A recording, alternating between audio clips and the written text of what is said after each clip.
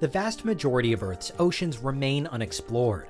We've mapped only 5% of the ocean in detail, and yet it's estimated that the seas contain up to 80% of all living things on this planet.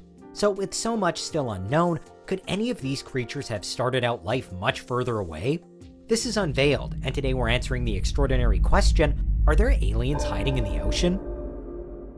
Are you a fiend for facts? Are you constantly curious? Then why not subscribe to Unveiled for more clips like this one, and ring the bell for more fascinating content. Today, we're looking at the various oceanic alien theories, some more outlandish than others, as well as discovering why searching for alien life underwater might not be such a bad idea. One of the most prominent theories focuses on one specific stretch of water, the Bermuda Triangle. An area between Bermuda, Florida, and Puerto Rico, it's continually linked with a reportedly high number of disappearing planes and sunken ships. Explanations as to why the triangle appears especially dangerous include simply that it's a notably busy and well-traveled section of the world map, and also that it's prone to unusual weather patterns. But for some, the triangle is something else. It's prime UFO territory, with most Bermuda Triangle disappearances, including infamous cases like the USS Cyclops and Flight 19, attracting claims of alien abduction. One other popular theory centers on the nearby Bimini Road rock formation in the Bahamas, which some claim is evidence of the lost city of Atlantis, and that it's the Atlanteans, alien or otherwise, who are hiding beneath the waves ready to pull down ships. Statistically speaking, you're actually no more or less likely to vanish in the Bermuda Triangle than in any other section of water, but it's arguably the most mainstream example of an underwater aliens narrative. The legend of Atlantis has thrown up some others too, though. The story's origins come from ancient Greece and Plato, and it's widely considered an allegory rather than a true-to-life account. Nevertheless, according to Plato, Atlantis was a once great city corrupted by its arrogant inhabitants, until it was sunk into the sea as punishment by Zeus. The majority of theories suggest that Atlantis, if it did exist, was some sort of ancient Minoan civilization, but no one can be anywhere near confident in defining or finding it, so the cries of alien continually come up. In the 19th century, the American senator Ignatius Donnelly wrote the book Atlantis, the Antediluvian World, and in it, he suggested that all the world's ancient civilizations were originally descended from Atlantis. Marry that to the now many ancient alien theories with regard to the history of life on Earth, and it's perhaps easy to see why the two get linked together. Though they're both considered fringe theories at best, and we have plenty more rational theories as for how most ancient monuments came to be, they're increasingly popular ideas. In fact, a survey published in 2019 found that belief in both Atlantis and ancient aliens in general was on the rise among Americans. Of course, America has long been the source of many other modern legends about aliens. Area 51 has drawn attention for years, for example, with many theorizing that it's where the US Air Force is hiding indisputable evidence of life on other planets. But it isn't the only top-secret military installation with suggested extraterrestrial links. The so-called underwater Area 51 can be found on Andros Island, again in the Bahamas. It's another classified secretive base, only one that's operated by the Navy instead.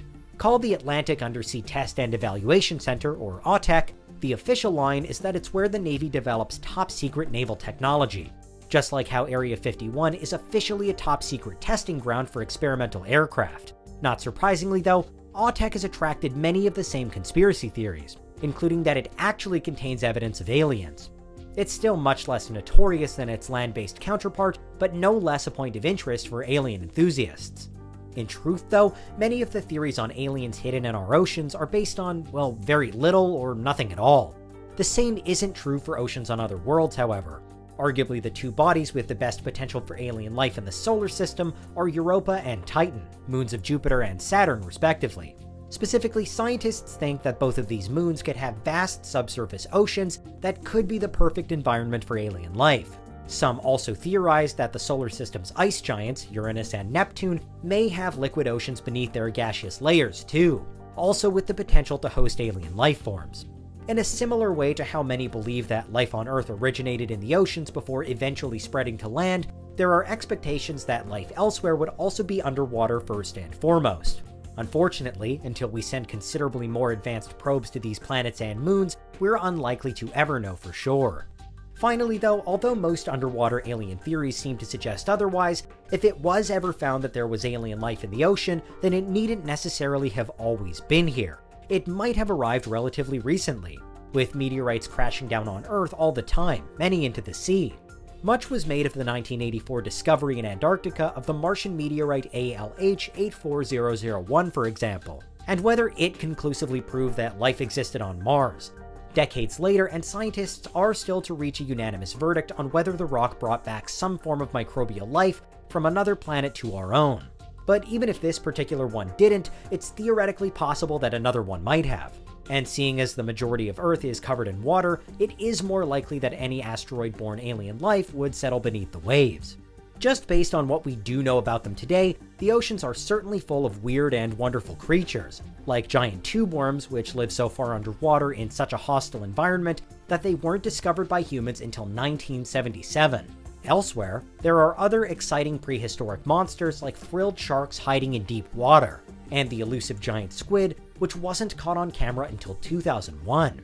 There's zero suggestion that these particular creatures are extraterrestrial in themselves, but because so much of the ocean remains unexplored, and because so many deep-sea animals appear so alien to us, perhaps it's unsurprising that many are asking what else is out there.